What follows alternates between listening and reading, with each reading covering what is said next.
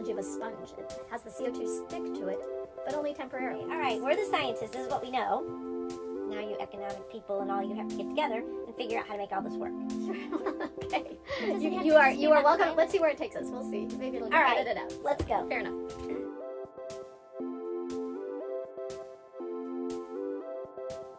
You are listening to MichMash, a place where I get to talk to the weird, wacky, wonderful people of this world, people I adore and want to know more about. Today my guest is Sophia Hayes. Sophia has a passion for combating climate change. I gotta do it again. I was ending a sentence where I wasn't supposed to end it. Okay, ready? Take 2. Hi, this is Miss Hancock, and you are listening to MichMash, a place where I get to talk to the weird, wacky, wonderful people of this world, people I adore and want to know more about. Today, my guest is Sophia Hayes. Sophia has a passion for combating climate change with us. A chemistry professor at, I can't speak today, I'm having blah, blah, blah, blah, blah, blah, blah, blah. I did practice this on the way. Can I just go straight to go with Sophia? Sure. Like, Okay. It's like I can't say too many words at once right now. like you want to keep part of what you just did? Yeah. Okay, let me figure out a word that's actually... Just go ahead, whenever you're ready. All right, cool. Sophia has a passion for combating climate change. She's a chemistry professor at Washington University. She'll share how we can start taking steps today to control greenhouse gases, clean up emissions, and be bold agents of change. I would like to be a bold agent of change. Well, thanks for having me here to talk about it. That's great.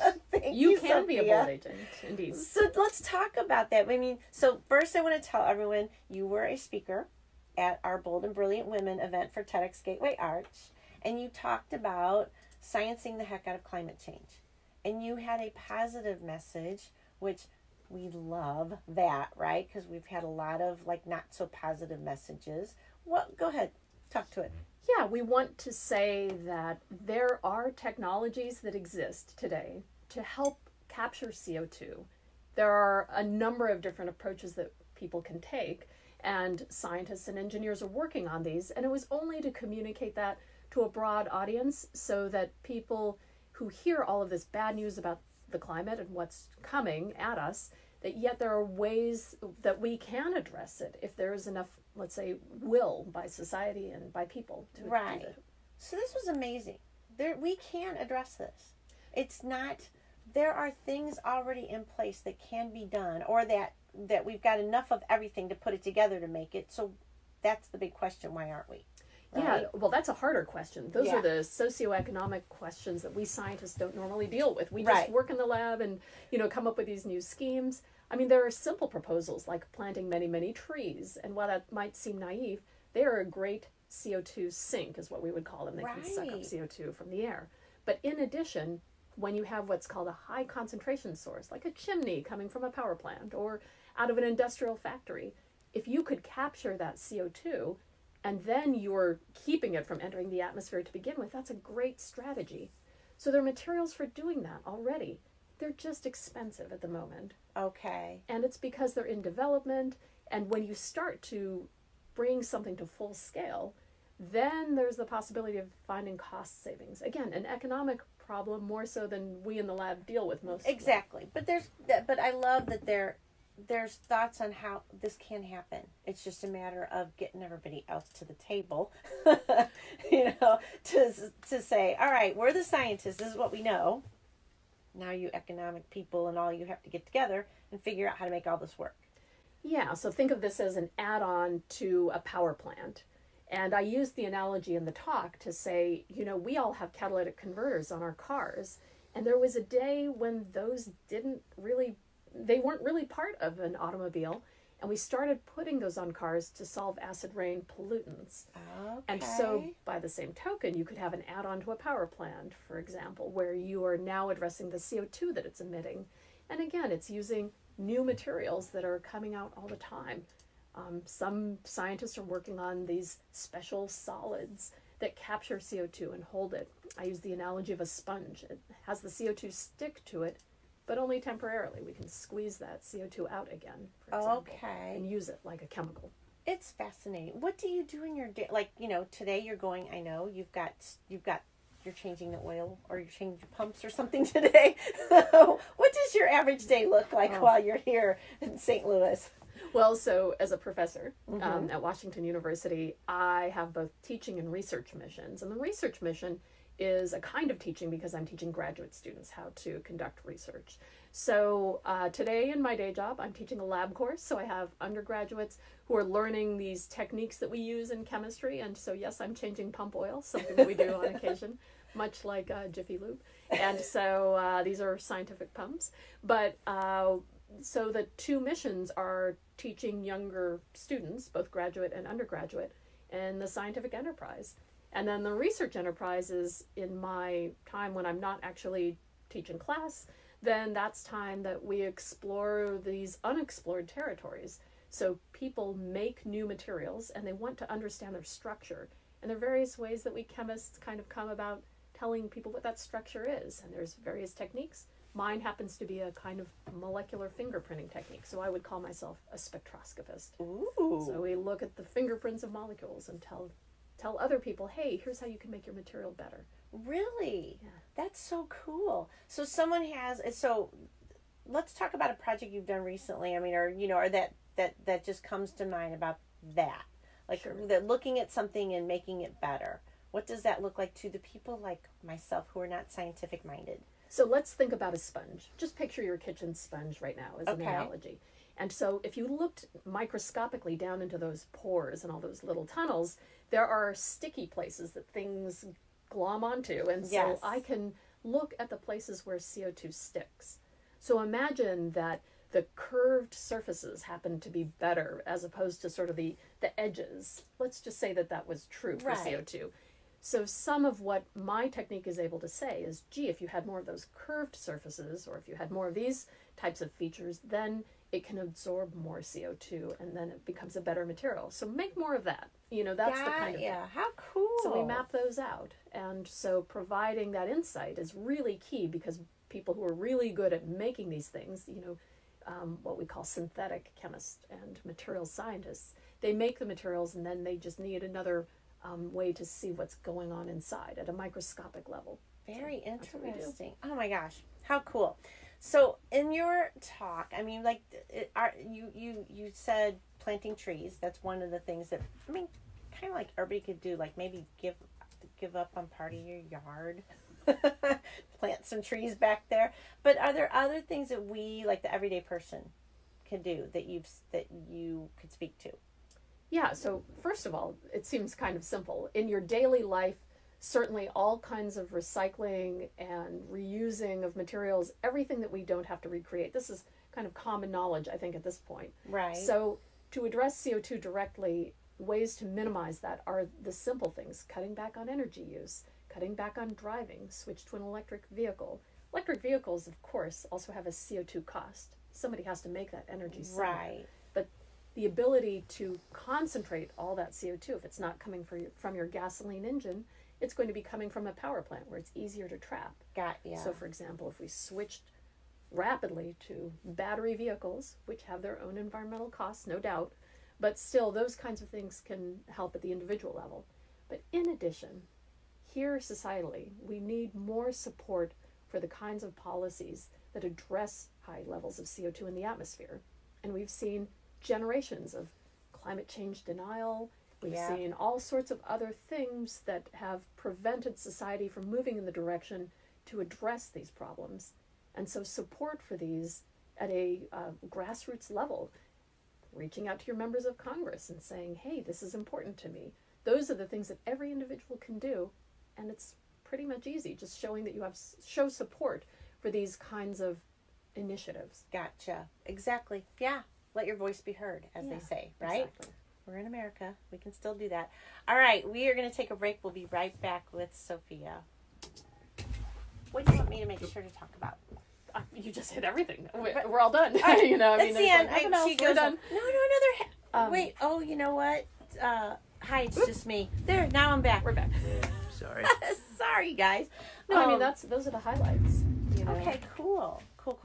You know what? So, I just have to tell you, so I've been doing this, like, whole, my daughter and I are on this whole sustainability thing, Okay. you know, we've taken it all up to the next level on everything. And one of the things I did was I signed up I was like, I'm paying for Zoom calls now because I got to quit driving. I drive so much. I got to quit driving all over the universe. So I've been doing much better at doing those calls. Yeah. So I'm not driving all over the universe. I have to say, as somebody who does a lot of Zoom calls, and I love Zoom, Mm-hmm. But I have to say that there is something about the in-person communication, even amongst scientists. Yeah, no, it's true. You It's still amazing. have to have those. And we haven't quite mastered how to do that well. And so much think inadvertent conversation happens in person that doesn't. First calls are not good with Zoom. I think it's good if I've met you before and then, or at least at some point I want to meet the person. But when we're brainstorming, like if you and I were working on a project together, it's interesting that over this video platform, somehow, if we're just kind of riffing off of each other's ideas and like, well, we could do this or we could do that, it's interesting. The idea generation just isn't as seamless somehow on the flat screen. And I don't quite know if it's that you're missing body language because you're kind of a floating head or something else. But really, better stuff happens in person always. We get more work done. Yeah, it's a shame. So I think these are more like information gathering calls that I'm doing, not so much but that's interesting. We do a lot of science, and we work in teams that are distributed. But I'm fascinated. I wish somebody could give us a better answer. Like why, in one day, can you holographically project and be somewhere? Yeah, you will, but will that still translate weird? I don't know. Anyway, fascinating things. Well, we have Those to are hard. talk about more things. Sure. Let's talk about you. That's what can we talk about you? I mean, we can, but I mean, I don't know if I have that good of a story, but we'll see. Okay. Can we talk about Sure. you deciding I'm going to be a chemical engineer or a chemical professor or... Oh, gosh. I don't know. That doesn't fit well with the climate story, Okay. I don't think. I mean, it's very obtuse. But it's all about you. Sure. Well, okay. doesn't have You to are just be you are about welcome. climate. Let's see where it takes us. We'll see. Maybe it'll get All right. edited out. Let's go. Fair enough. Here we go. Okay, so I'm back with Sophia Hayes. So, I mean, let's talk about you. You as a person. Like how was your journey to become what you have become? How did you get here? Oh gosh, it is so circuitous of a pathway. I was an undergraduate and I stumbled down the wrong hallway, and as a freshman, this is true, ended up in a research lab where all of a sudden some grad students were outside in the hallway saying, "Hey, are you here to sign up for research?" And I said, "Wow, that sounds like fun." And so I ended up doing research as a freshman, even though I hadn't, pick majors at Berkley where I went to school. Right. And so you just kind of come in. And so I did all my classes kind of out of order. And I was taking some science, but I hadn't quite decided on the direction. And so having ended up in that hallway and starting to work in a lab, I caught the bug, and that is how I ended up on that trajectory. So it wasn't quite planned that way, I guess, but I had great research experiences as a young person. And so my favorite times in school as an undergraduate were in the lab, sort of making discoveries. And I gravitated towards that fingerprinting technique called magnetic resonance. I sort of had an affinity for it even back then. And so when I went to grad school, that's what I pursued. So pre-college, I mean, you weren't the kid with the microscope or, you know what I'm saying?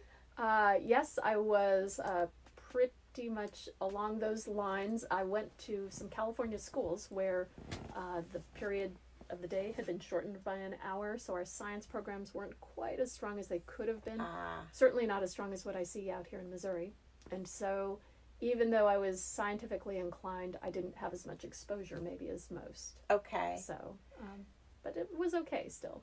I was always interested in what things look like close up. So I had a microscope for that reason, and I was usually pretty grossed out on what showed up in our pool during the wintertime.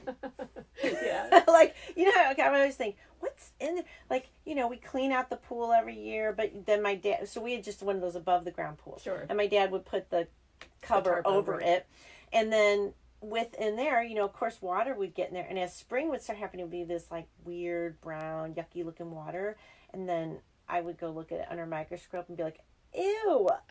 I thought it was so cool. The little, you know, but I mean, it was super interesting. But I was like, ooh, that's what's in there. Wow, there's a lot going on in that water. It's very groovy. Yeah. Very groovy, yep. Yes. So amazing things, you know. But I would not have known what to do with it after. I just liked looking. Like, I thought I wanted to be an astronomer, but I only wanted to look through a telescope and be like, yep, there's a star. Saw a planet, and there's a nebula. But I didn't want to have to, like, do any mathematics around it. Yeah, I think that most of us love astronomy, right? We can all relate to looking up at the stars and being sort of awed by them. And so, yes, then you look at some of the astronomy journals and then you think, oh, wow, this is what astronomy is all about. This seems kind of like I don't want to do this now. I mean, it takes a long time for a exciting thing. Exactly. No, it's you know, those are...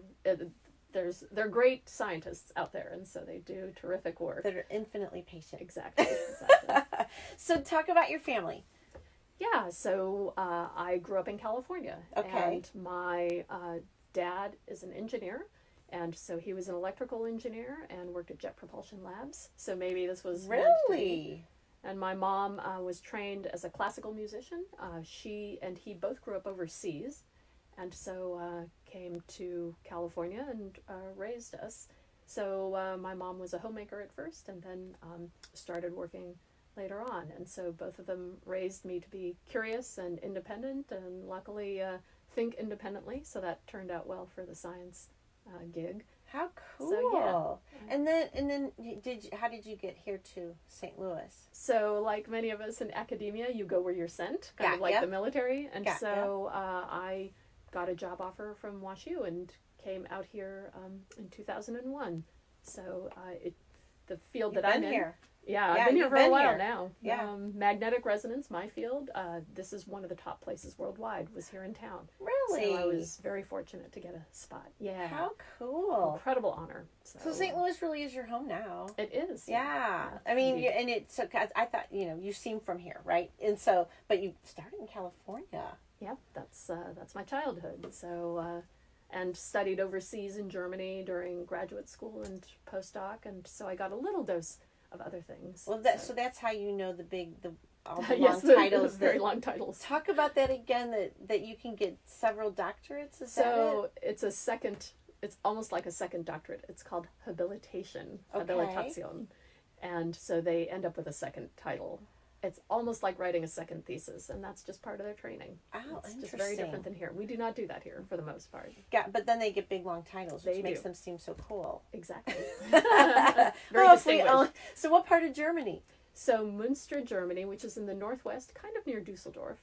Cheese. And there's a cheese from there. Oh, it's a different Münster, but it is. Münster, dang. Münster means monastery. So gotcha. So northwestern Germany, and then also in Dortmund, which is a famous city, big soccer town with BVB or. What was your favorite thing to do there? I love learning about where people have traveled and what they're, especially places I've never really heard of. I mean, I haven't heard of this here. I thought cheese came from Münster. No, it doesn't. You know, what I loved there were the German colleagues. We had this great student group, and they took us in, we Americans, that is, and they were so friendly and welcoming and teaching me German while I was there, and they were very patient with my bad German.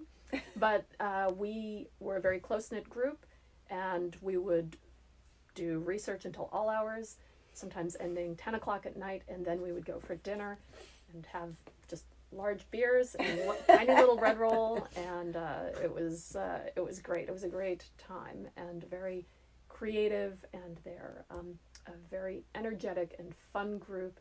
Lots of great science got done. Oh, in fun! Those years. So yeah, it was terrific. So working with what was it like to put your TEDx talk together? Because you auditioned. Yes, and I had a pitch. And we were like, ooh. Oh, I'm so glad to hear that. Thank you. No, you were very memorable. Well, I don't remember the pitch exactly, but I can just say that, you know, my daughter and her friends who had formed this club, the Save the Earth Club that I highlighted in the talk, I'm doing this research on CO2, and I'm working with these fantastic people who are making new materials, and the kids are telling me how upset they are about all these environmental problems and species dying off and horrible things, you know, the images that sell newspapers, unfortunately, that are really dire. And it is a dire situation. And yet I said, well, sweetie, you know, there are people working on this. And so these little girls, and they were little then, older now, but they said, Mama, you've got to go tell people. They need to hear this. They need to know someone's working for them. And I said, someone? Hundreds of us, thousands of scientists are working on this now. And I think that message wasn't getting out. And that's what's so great. I about the TED agree. Talk. It was it did feel hopeless, like nobody was paying attention to it. And, you know, the non-scientists of us are like, well, I don't know what to do with it. So I loved your message. I felt like, thank you. Good, yes. You know, well, and that's the thing, honestly, that I just love about TED Talks is I always think, if you feel like the world is going to end soon, just go watch some TED Talks and you'll know people are actually working on all of it. Exactly. So people are working on it. We don't normally have a platform like that. We scientists aren't trained. So the great thing about TED and that whole group, you know, the Gateway Arch group, is that they said, you know, we appreciate that you like showing these crazy chemical structures and these other data. Going to fly for the audience. but let's really boil it down to the points that will connect well with people. And I learned a lot from that because, of course, the talks that I give to my community are very different. They're meant to convey other kinds of information, and that's not really what's important for the TED platform. Right. And so was a really important message. And I hope I can say that actually what I did from the TED training is I was doing testimony to this House subcommittee just a week later. And so I was able to use some of the techniques that we learned together. Oh, cool. Because connecting with those individual members of Congress was more important necessarily than the content. And so I completely changed my testimony based on that training. Oh, yeah. Oh, my gosh, that's awesome. Yeah, because you have to be able to communicate this to the everyday person. Exactly. I love it. I'm glad we could help you out there. Oh, big help. Yeah. Well, it was a good place to have to do that. And yes. Important work. Awesome. Well, thanks, Sophia. No, we're going to take another break and we will be right back. That's so cool. Yeah, right before here, just before I came in, actually, my testimony edits are due tomorrow. So I was rereading and like, oh man, oh, that's bad. Or, you know, like nothing bad. It's just where you stumble verbally, as you know, if you ever see transcripts of your own words.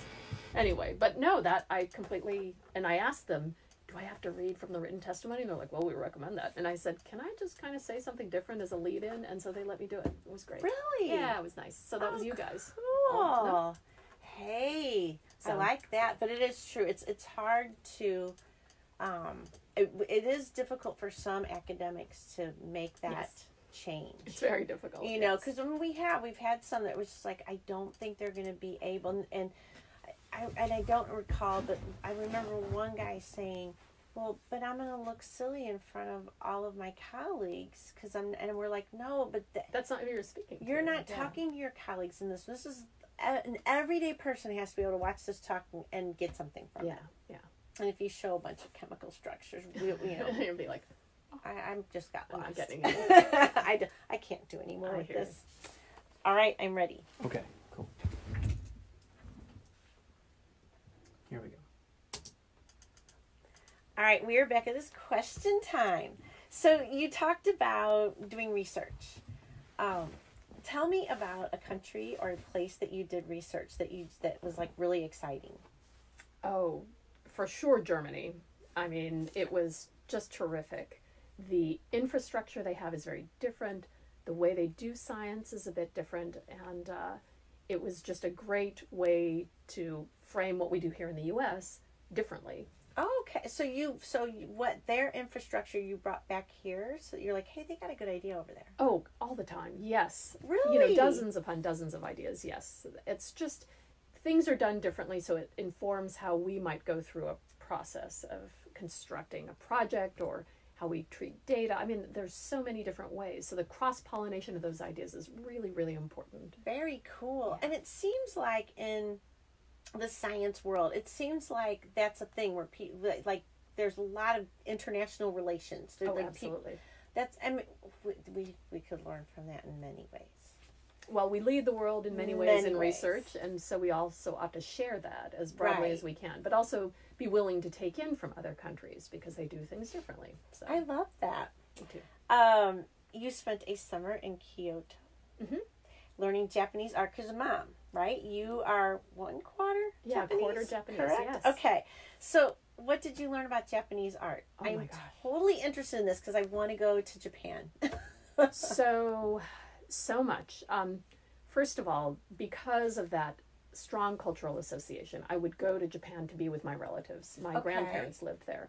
I had a treasured aunt who lived there also, and she almost adopted me as her daughter. Aww. So in that time, I grew to understand many aspects of Japanese anthropology and culture better by studying the art. And so the art was very diverse. It was everything from no drama, N-O-H, no drama, to tea ceremony, to the calligraphy, and to some basic martial arts. Okay. And pottery. So it was a little bit of everything. It was a very immersive experience. You lived in a shrine, actually, a Shinto shrine for that time. And it was meant to spread that Japanese art. And so I can understand the cultural aspects a bit better having studied those various forms of art. So I thought that was really enriching. And so much of science is also creativity. Right. So the intersection between science and art is also very important, I think, and something we don't explore enough in our training. And I feel like, so for me, I've never been to Japan or, no Asia. I've never been over there, right? So it seems like such a very different culture than ours. Like I feel like you would learn so much and see things in such a different way by experiencing that. So it's hard to say because I've been raised with many, many kind of cultural underpinnings. Okay. Some of them are inadvertent. So it's hard for me to separate that out. But the individual is de-emphasized, I would say, largely in Japanese culture. And so it's the group identity and concepts. There are words for it in Japanese that I don't know if we have. There are two words, giri and gimu, two Japanese words to indicate sort of an obligation to your family or to the group, sort of to your ancestors. And so there are concepts of ethics that really underpin many, many aspects of life there. And so I don't know, as a tourist visiting, if as much of that comes through. No, I can't imagine it would. But you see that. I mean, so this practice of art, for example, when we were getting trained, we were working with masters in each of these disciplines, which was an incredible experience to have. But they would tell us that the training really is that you start almost as a shop hand, sweeping the floors normally as an apprentice, and that there's no actual practice of the art initially. And so that fits with this kind of idea of, again, sacrifice and service and so forth. But, interesting. Wow. I mean, this is a very deep dive into things that I'm not really trained in, But I think it's a awesome perspective. I like knowing this, right? Yeah. I think that alone can make your trip even more meaningful because you're thinking about that and looking at that. Yeah. Whereas in America, we're like, it's all about me. Everybody look at me. Got my own podcast. You know what I'm saying? Like, Yeah. it's like we're all about the individual rising kind of thing. Right. Whereas very different. Yeah, and you have to.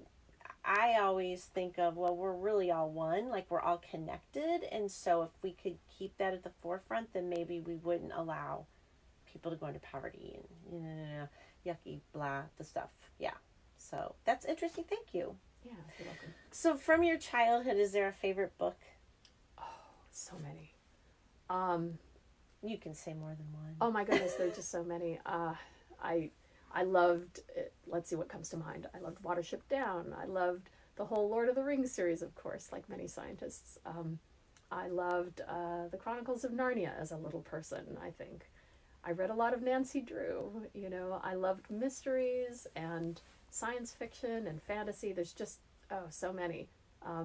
Those are the ones that come to mind. So Lord of the Rings, I did not know that this was a big thing with all the scientists. All the scientists, not all, but most of the scientists I know seem to really like fantasy, the ones that are reading, just somehow alternate worlds, alternate languages, the immersive experience. For some reason that goes with maybe nerdy science culture. But also maybe the creativity. I read, and I don't know who said it, but I read a quote recently that someone said, science fiction is just the reality that hasn't shown up yet. That's a pretty good. You know, and I was like, that, because in many ways, I mean, you see something like that, I mean, and it may not translate right from the, you know, what you've read or seen on a movie or whatever, but later on you kind of, I mean, the Jetsons, they were doing looking at each other, talking on the phone. We do that now.